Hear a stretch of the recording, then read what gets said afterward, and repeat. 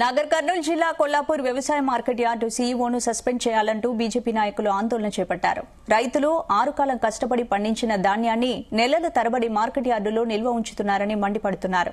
వర్షాలు వచ్చినప్పుడు ధాన్యాన్ని కాపాడుకోవడానికి రైతులు నానా ఇబ్బందులకు గురవుతున్నారని ఆగ్రహం వ్యక్తం చేశారు. గత 2 నెలలుగా మార్కెట్ యార్డులో ధాన్యం కొనుగోలు జరగడం లేదన్నారు. వీలైనంత త్వరగా ధాన్యం కొనుగోలు ప్రారంభించి రైతులను ఆదుకోవాలని, లేని పక్షంలో బీజేపీ ఆధ్వర్యంలో పెద్ద ఎత్తున ఆందోళనలు చేపడతామని హెచ్చరించారు.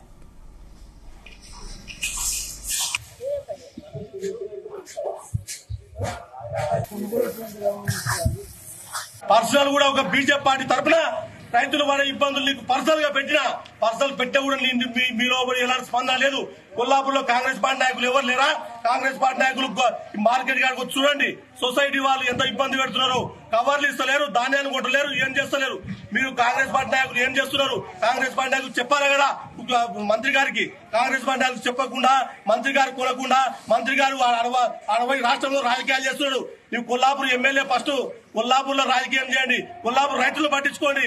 మీరు ఈ విధంగా రైతులు పట్టించుకోకపోతే రేపు జరగబోయే ఒడ్ల కొనుగోలులో కూడా చాలా అక్రమాలు జరుగుతాయి. ఆ అక్రమాలు ఆపకపోతే, ఈ మొక్కజొన్న కొనకపోతే రాబో రోజుల్లో పెద్ద ఎత్తున ఆందోళన చేసి జూపల్లి కృష్ణారావు గారు, మంత్రి గారు కొల్లాపూర్ రాకుండా భారతీయ జనతా పార్టీ ఆధ్వర్యంలో అడ్డుకుంటామని ఈ సందర్భంగా తెలియజేస్తున్నాను. 14% మ్యాచ్ వచ్చిన ప్రతి రైతు కొంటాడు.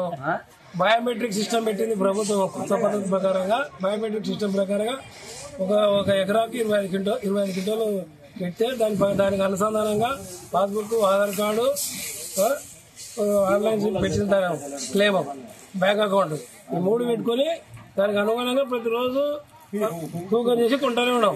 రైతులకు ఎవరికి ఇబ్బంది పెట్టకుండా కొంటున్నాం. కవర్లు ఇవ్వట్లేదు. కవర్లో ఇబ్బంది లేదు, కవర్లు ఇచ్చింది. కవర్లో అనుసారం ఇబ్బంది ఏం లేదు. అంటే కవర్లు ఎవరు ఇబ్బంది ఉందో ఇబ్బంది లేకుండా